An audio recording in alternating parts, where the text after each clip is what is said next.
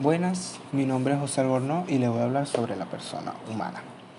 Filosóficamente, podríamos definir persona humana como un ser que por tener no solo instintos, sino también entendimiento y libertad, es capaz de sentir necesidades morales, tanto con relación a su cuerpo, con respecto a su espíritu, y que por ello tiene también derecho a satisfacer esta doble clase de necesidad de la persona humana, que lleva consigo el derecho que es correlativo de aquellas necesidades y obligaciones. La característica es que el hombre es un ser consciente, racional y libre, y por eso mismo es también un ser social que solo en la compañía de sus semejantes encuentra las condiciones necesarias para el desarrollo de su conciencia, racionalidad y libertad, característica que lo distingue de los otros animales. Y precisamente por ser consciente, racional y libre, el hombre posee derechos y deberes morales, mientras el animal solo tiene instintos y hábitos. Entonces, de ese conjunto de condiciones que caracterizan a las personas humanas de ser consciente, racional y libre, y por lo tanto social, sujeto de derechos y deberes, resulta la misma dignidad absoluta y la misma igualdad esencial para todos los hombres, porque independiente de su color, situación socioeconómica, religión o cultura. Ahora les voy a hablar sobre el origen de la dignidad de las personas. Entonces, la idea de dignidad personal nace en el origen del cristianismo. El hombre, al considerarse creado a imagen y semejanza de Dios, se considera un sujeto libre y por lo tanto responsable de sus actos. Al ocupar un lugar central en la teología cristiana, los conceptos de culpa, pecado, expiación y perdón, y al no poder existir culpa sin libertad de elección, la libertad y la dignidad son también ideas centrales del cristianismo. Ahora les voy a hablar sobre el principio de la dignidad humana. Al convertirse la dignidad en un valor fundamental, no solo para el individuo, sino también para la sociedad, los juristas la consideran como el pilar principal de toda convivencia gregaria, siendo en el ámbito de la doctrina donde se puede comprender lo que significa ser persona portadora de dignidad. En ello, virtud de la dignidad humana constituye una expresión del máximo respeto y valor que debe otorgarse al ser humano en virtud de su condición humana. Por tal motivo, la dignidad humana se erige como principio de los valores de la autonomía, de seguridad, de igualdad y de libertad, valores que fundamentan los distintos tipos de derechos humanos. De ahí que la dignidad humana sea el fundamento y la razón de la necesidad de esos valores superiores. Es la raíz última de todo. Mi nombre es Alexa Romero y yo les voy a hablar sobre lo que son los procesos geográficos del hombre. El proceso de transformación del hombre, también lo conocemos como el sujeto o del individuo humano en persona, se desenvuelven en dos planos diferentes que pueden ser interferidos. Los individuos humanos evolucionan a través de su condición personal, siempre y cuando esta evolución individual esté dada a través de una evolución global de la sociedad en la que ellos viven, pues en la que ellos se desenvuelven.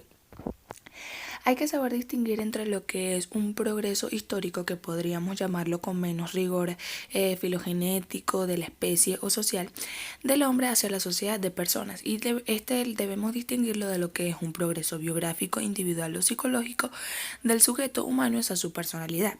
Es evidente que este no podría darse el margen de aquel ni tampoco recíprocamente. Sin embargo, ambos son procesos que no suceden simultáneamente y ni siquiera son conmensurables. Sus ritmos son diversos, pero el proceso histórico se mantiene en una escala diferente y por sí misma pedagógicamente impersonal y puramente objetiva. En este sentido, Cada proceso de transformación del hombre como un individuo de persona no es un proceso que haya tenido un lugar en un momento o un espacio determinado de la historia, sino que una vez que comenzó el proceso histórico, si se quiere en un tiempo eje, se conoce así, más técnicamente se conoce con ese nombre, tiempo eje. Es un proceso que se renueva una y otra vez en cada época histórica o en cada generación. Ahora les voy a hablar sobre lo que es la repercusión biográfica de la enfermedad. En una condición ideal, la consideración de este término biográfico es un buen supuesto para que se dé un efecto de relación entre el médico y el paciente y para que el diálogo entre las dos personas sea más fluido y exista más confianza entre ellos. La apreciación de la realidad del parecer o la enfermedad supone el entendido del conocimiento semiológicamente, de la descripción de diversos cuadros clínicos, de la evolución ordenada de la historia clínica, con la que puede proceder la interpretación de algunos hallazgos semiológicos y que además se aproxima humanamente al discernimiento de algún significado antropológico de la enfermedad. En este proceso intelectual no quita méritos a la metodología de la medicina basada en la evidencia, ni la que obvia la ayuda de las herramientas clínicas que aporta la epidemiología, pero es necesario hacer un énfasis en que los aspectos técnicos del conocimiento solo derivan principalmente de respuestas de cómo aparecen estas cosas, cómo acontecen estas cosas, cómo se desarrollan los fenómenos sensibles de la naturaleza, incluyendo también los observables fenómenos fisiológicos y patológicos. En estos datos objetivos son verificables y no responden el porqué de los mismos. Las preguntas de mayor envergadura existencial planteadas espontáneamente por el ser humano y de un modo especial en la situación límite es la contingencia, la fragilidad, el dolor físico, psicológico, sufrimiento, que no son susceptibles a la cuantificación objetiva indiscutible, como son las variables del compromiso fisiológico de los órganos y el sistema biológico del mismo. Ahora les voy a hablar sobre lo que es la ética profesional, lo que también conocemos como el estándar de comportamiento. Esto se trata de algunas obligaciones morales y un trato social que asume el personal de salud que ofrece sus servicios cotidianos y de excepción, y este debe seguir o debe obedecer los siguientes pautas. Primero es de trato personal. Son las conductas de los integrantes de salud y de sus líderes ante situaciones cotidianas y sin excepción en la práctica profesional comúnmente aceptada de las ciencias de la salud y esperadas por la población que recibe sus servicios. La segunda es de trato social. Esta se refiere al tipo de comportamiento que los profesionales de salud en su relación con los pacientes, sus familiares y los responsables legales. La tercera es su conducta laboral. Estos comprenden un comportamiento esperado por los integrantes de salud, de sus líderes naturales y formales y de los directores en relación a la constitución donde laboran o con sus compañeros de trabajo. En la formación y desarrollo personal de la investigación es la número 4. Esta se trata del comportamiento de los miembros de salud que están relacionados con las actividades de formación del nuevo personal y de actualización del desarrollo o capacitación del trabajo. Y también es muy importante que se destaque esta parte que de investigación científica para la formación del conocimiento o mejor comprensión de la realidad circundante. Y por último tenemos la que trata sobre las relaciones externas institucionales del personal de salud. Relativos a esto quiere decir que relativo a la relación que mantenga el personal que brinda sus servicios en la institución con organismos académicos o colegios o bien de investigación o fabricantes o distribuciones de insumos para la salud. Ahora les voy a hablar un poco sobre lo que es la ética médica. La bioética se define como la disciplina científica que estudia los aspectos éticos de la medicina y la biología en general. La ética médica es el conjunto de valores, principios y morales de acción que son relevantes en el personal de salud, ya que estos con frecuencia se utilizan en forma se utilizan de forma distinta, sí.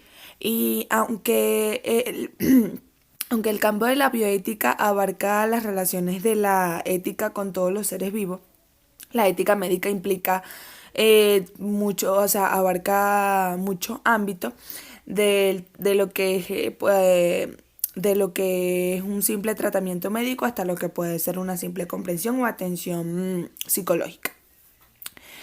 En un principio, la ética médica se regía por las normas establecidas por las diferentes religiones.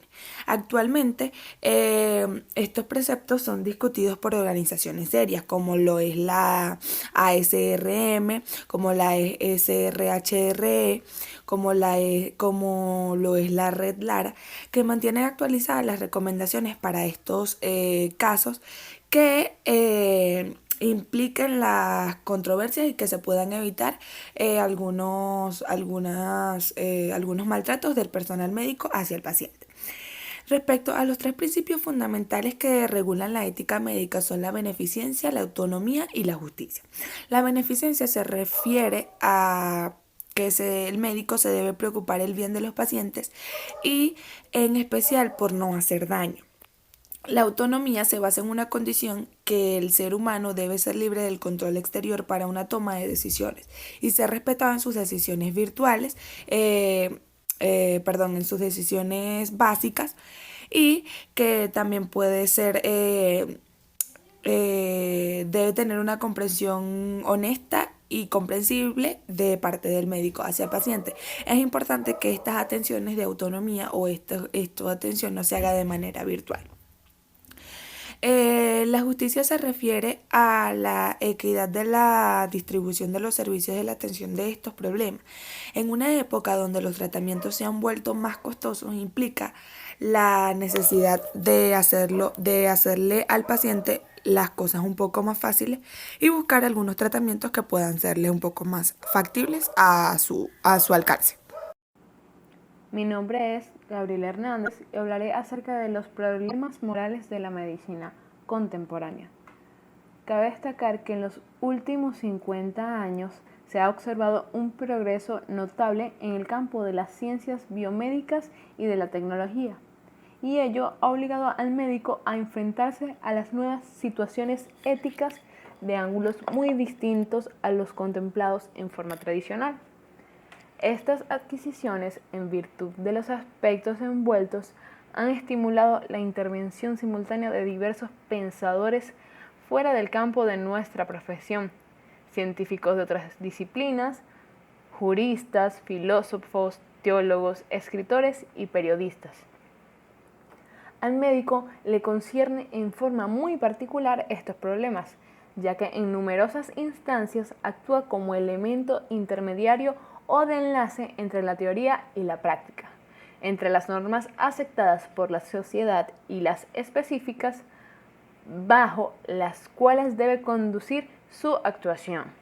El médico dispone de su propia conciencia y del influjo procedente de una tradición milenaria como elementos de guía, pero al analizar los numerosos problemas, entre ellos los referentes a la vida y a la muerte, tiene que conciliar sus ideas e intereses profesionales con los de la sociedad.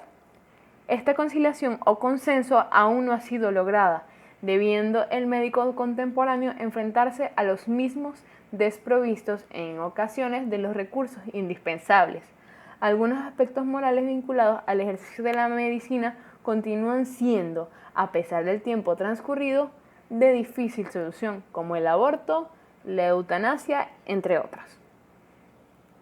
A continuación hablaremos acerca de los postulados de Koch. Los postulados de Koch son 4 criterios que fueron diseñados para establecer la relación causal entre agentes patógenos, mayormente microbios, y las enfermedades. Fueron formulados en 1884 por el médico alemán Robert Koch, en colaboración con Friedrich Loeffler, basándose en conceptos descritos anteriormente por Jacob Henle. Es por este motivo que también son conocidos como modelos de Koch-Henle. Los postulados fueron presentados en 1890 en el Congreso Internacional de Medicina en Berlín por primera vez. Estos postulados han sido un gran hito en la historia de la medicina y han contribuido a que asomara la cabeza a la microbiología. Además, supuso un antes y después en la historia de las ciencias médicas, dado que la propuesta de Koch ha sido considerada una auténtica revolución bacteriológica, permitiendo entender cómo la relación entre agentes patógenos y las enfermedades. Antes de este modelo, muchas personas, médicos y científicos incluidos, creían que las enfermedades podían ser causadas por los designios celestiales, miasmas o por la astrología. En el primer postulado de Koch se dice que el microorganismo debe poder ser encontrado en abundancia en todos los organismos que estén padeciendo la enfermedad, pero no debería encontrarse en los que estén sanos. En su segundo postulado pronuncia que el microorganismo debe poder ser extraído y aislado de un organismo enfermo y cultivarse en un cultivo puro. En el pronunciado del tercer postulado dice que el microorganismo que ha cultivado en un cultivo debería poder causar la enfermedad una vez introducido en un organismo sano. Y por último, el cuarto postulado pronuncia que el mismo patógeno debería poder ser reaislado de individuos a quienes se les inoculó experimentalmente y ser idéntico al patógeno extraído del primer individuo enfermo al que se le extrajo. Regla de oro y doctrina de la ley natural. La regla de oro o ley de oro son denominaciones para un principio moral general que puede expresarse.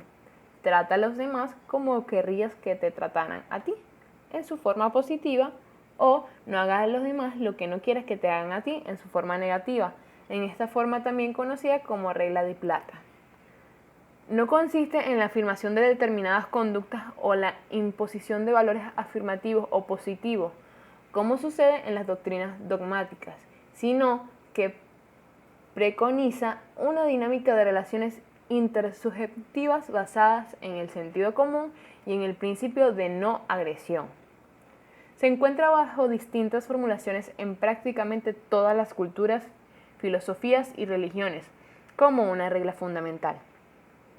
La referencia al oro se hizo por su consideración como el más precioso de los metales.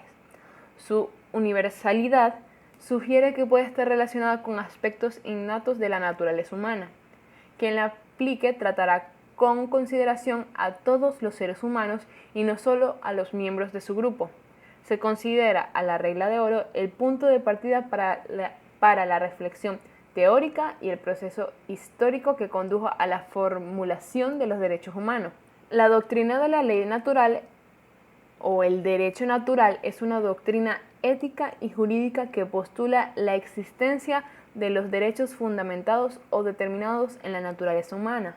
Propugna la existencia de un conjunto de derechos universales, anteriores, superiores e independientes al derecho escrito, al derecho positivo y al derecho consuetudinario. Se denomina justnaturalismo al conjunto de pensadores o de escuelas de pensamiento que se inspiran en el derecho natural.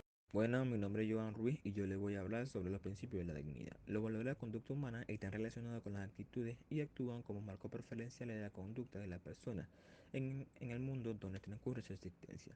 Los valores en conjunto corresponden a los ámbitos moral, ético, religioso, económico, político, jurídico, legal, científico, instrumental y también pedagógico. Uno de los valores fundamentales de la conducta humana es referente a la dignidad humana. El valor de la dignidad humana está constituida por la convergencia de tres principios que son el principio de la autonomía de la persona, el principio de la beneficencia y el principio de la privacidad.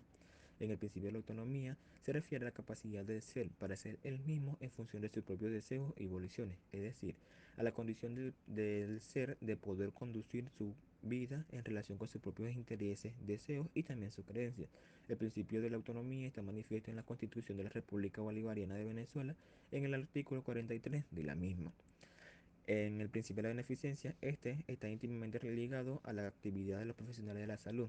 Está relacionado con el deber de asistir a sus semejantes de acuerdo a los principios éticos que conforman la actividad de la asistencia social. Forma parte esencial de los médicos.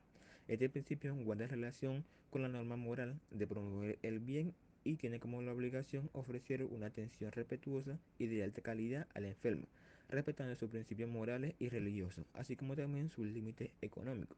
En el principio de la privacidad está relacionado con respecto a la vida privada del paciente, el resguardo de las informaciones que ésta pueda provocar y que forma parte del respeto a la persona y el reconocimiento de su dignidad. Este principio forma parte esencial de la misma moral, del secreto médico, y el profesional de la salud está en la obligación de respetar, de no divulgar la confidencia de su paciente y guardar con el debido respeto las intimidades personales y familiares de los enfermos. Otro punto también es la santidad y la calidad de vida. La santidad de la vida significa que la calidad participa en las cualidades que le infieren esa calidad, la involencia que implica, por un lado, el respeto de los demás a no ser dañados, y por otro, obliga a su titular a conservarla, por encima de sus intereses o evoluciones en un momento determinado. Impide al hombre la facultad de disponer de ella. Esta concesión se caracteriza por imponer en cualquier código que se acoja a las mismas en una jerarquía fija.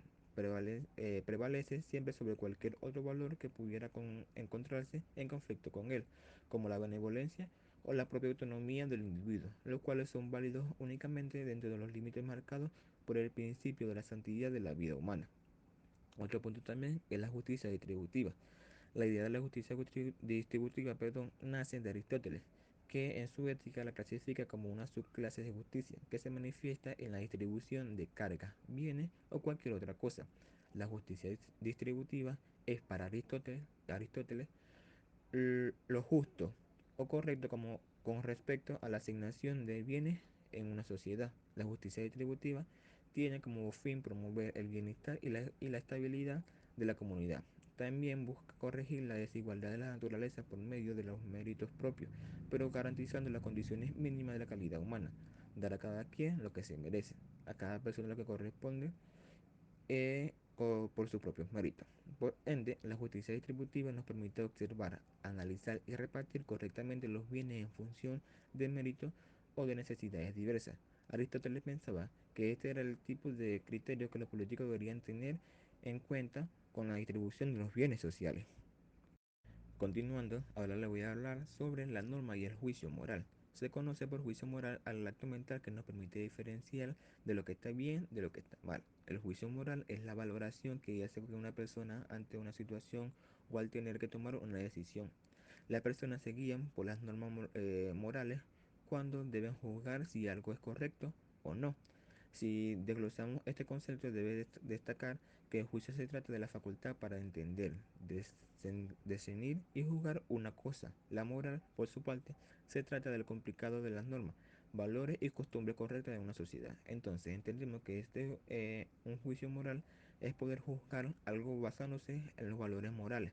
El juicio moral es lo que nos permite distinguir entre la bondad y la maldad, lo correcto y lo incorrecto. Se tratan de la capacidad que tienen las personas para valorar un hecho según la moral. En la socialización de las personas se considera que en la familia es donde se enseñan los valores morales que todos debemos saber. Continuando, ahora les voy a hablar sobre la moral en las decisiones médicas. En la relación entre el médico y el paciente es con frecuencia irregular. El primero tiene el conocimiento sobre el problema que afecta a la última. El profesional se ajusta a las condiciones de diagnóstico, pronóstico y tratamiento. Por otro lado, el paciente solo tiene la capacidad de decidir la comunicación clara y verdadera realizada por el médico.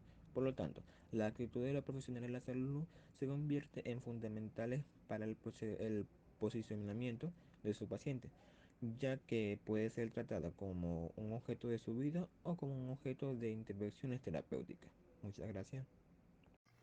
Me presento, soy Laurimar García y siguiendo con el tema, yo le voy a hablar acerca de la verdad y la mentira. La verdad y la mentira son conceptos entrelazados, de modo que la verdad se destaca de la mentira como su contrapunto. La verdad se define en contraposición a la mentira como lo adecuado y correcto, mientras que la mentira se redefine respecto a la verdad como lo inadecuado o incorrecto. La verdad es lo auténtico frente a lo falso o falseado, es la luz frente a su sombra.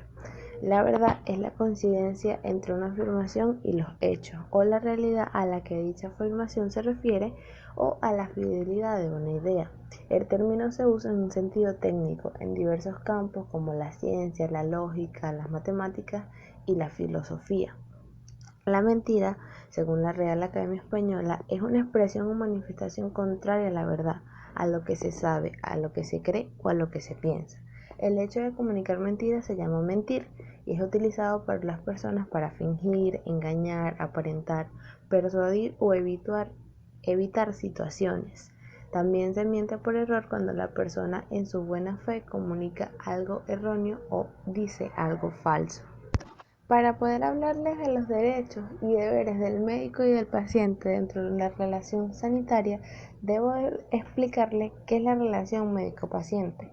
Esta relación ha actuado desde siempre como un eje vertebrador de la profesión médica, y es que dicha relación congrega poderosas fuerzas humanas: la fe, la confianza, la esperanza, la fortaleza moral o la aceptación de la adversidad como fenómeno vital. La relación médico-paciente juega un papel realmente importante en la práctica de la medicina, ya que es fundamental para ofrecer una asistencia médica de alta calidad en el diagnóstico y el tratamiento de la enfermedad.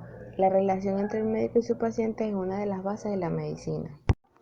Ahora bien, cuando se habla del derecho de la salud, se dice que la salud es un derecho social fundamental, es una obligación del Estado que debe garantizar como parte del derecho a la vida. El Estado organizará y promoverá, también desarrollará políticas orientadas a elevar la calidad de vida, el bienestar colectivo y el acceso a los servicios. Entre los derechos del paciente o el derecho del enfermo tenemos que tienen derecho a recibir atención médica en caso de urgencia, es decir, cuando está en peligro la vida, un órgano o una función, el paciente tiene derecho a recibir atención de urgencia por un médico en cualquier establecimiento de salud, sea público o sea privado, con el fin de estabilizar sus condiciones. También se dice que el paciente tiene derecho a que toda la información que exprese su médico se maneje con estricta confidencialidad y no se divulgue más que con la autorización expresa de su parte, incluso la que derive de un estudio o investigación, el cual se haya sujetado de manera voluntaria, lo cual no limita la obligación del médico de informar a la autoridad en los casos previstos por la ley. El paciente también tiene derecho a que la atención médica se le otorgue por personal preparado de acuerdo a las necesidades de su estado de salud y a las circunstancias en que se brinda la atención, así como ser informado cuando requiere referencia de otro médico. El paciente tiene derecho a que el médico y el personal que le brinda atención médica se identifique y le otorgue un trato digno con respecto a sus convicciones personales y convicciones morales, principalmente las relacionadas con sus condiciones socioculturales, condiciones de género o de pudor y a su intimidad.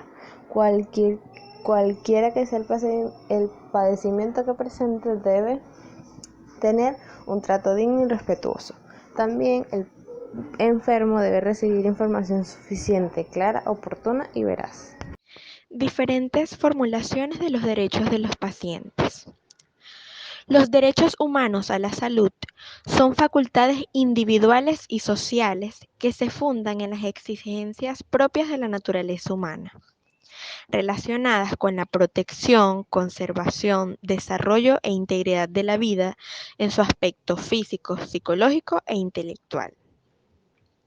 Los pacientes deben poder confiar sus vidas y bienestar a sus médicos. Para justificar esa confianza, deben, como profesión, tener el deber de mantener un buen estándar de la práctica médica y mostrar respeto por la vida humana. En particular, un médico debe hacer del cuidado del paciente su primera preocupación, tratar a cada paciente gentil y consideradamente, respetar la dignidad y privacidad de los pacientes, escucharlos y respetar sus puntos de vista, dar información a los pacientes de una manera que puedan entenderla, respetar el derecho de los pacientes de involucrarse completamente en decisiones sobre su atención, mantener actualizado su conocimiento profesional y habilidades, reconocer los límites de su competencia profesional, ser honesto y confiable, respetar y proteger la información confidencial, asegurarse que sus creencias personales no afecten el cuidado del paciente. Actuar rápidamente para proteger a los pacientes de riesgos si tiene una buena razón para creer que usted o un colega pueden no estar en condiciones adecuadas para ejercer. Evitar abusar de su posición como médico y trabajar con colegas en la forma que mejor sirva a los intereses del paciente. En todo esto, nunca debe discriminar injustamente a sus pacientes o colegas y siempre debe estar preparado para justificar sus acciones ante ellos. ¿Qué influye en el ejercicio de los derechos?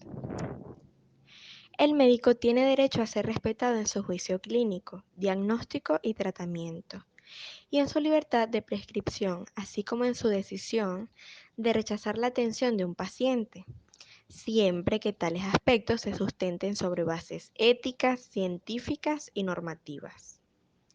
Otro influyente es el de desarrollar su actividad profesional en instalaciones que garanticen las medidas de seguridad e higiene, en función de lo que establece la normativa. Recibir de la institución donde realiza la prestación de sus servicios el apoyo de personal que esté totalmente capacitado, así como el equipo, los instrumentos e insumos necesarios, de acuerdo con el servicio que presta. También se incluyen los derechos a abstenerse de garantizar resultados en relación a un determinado proceso asistencial y a no omitir juicios concluyentes sobre los resultados esperados de la atención médica. Conflictos entre derechos de los pacientes y deberes del médico.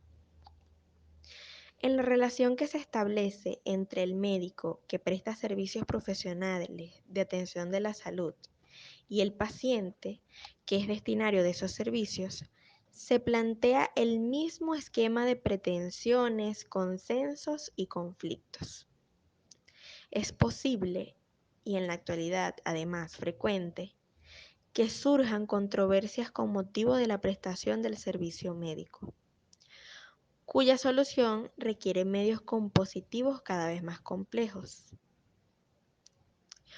No fue así en el pasado, cuando el ejercicio de la medicina se plegaba sobre todo a la admisión de deberes por parte del facultativo, sin perjuicio de que existieran obviamente obligaciones legales a cargo de éste, cuyo cumplimiento dependía primordialmente de la buena voluntad del obligado, no de la demanda de quien tenía derechos exigibles como contrapartida de aquellos deberes, el paciente.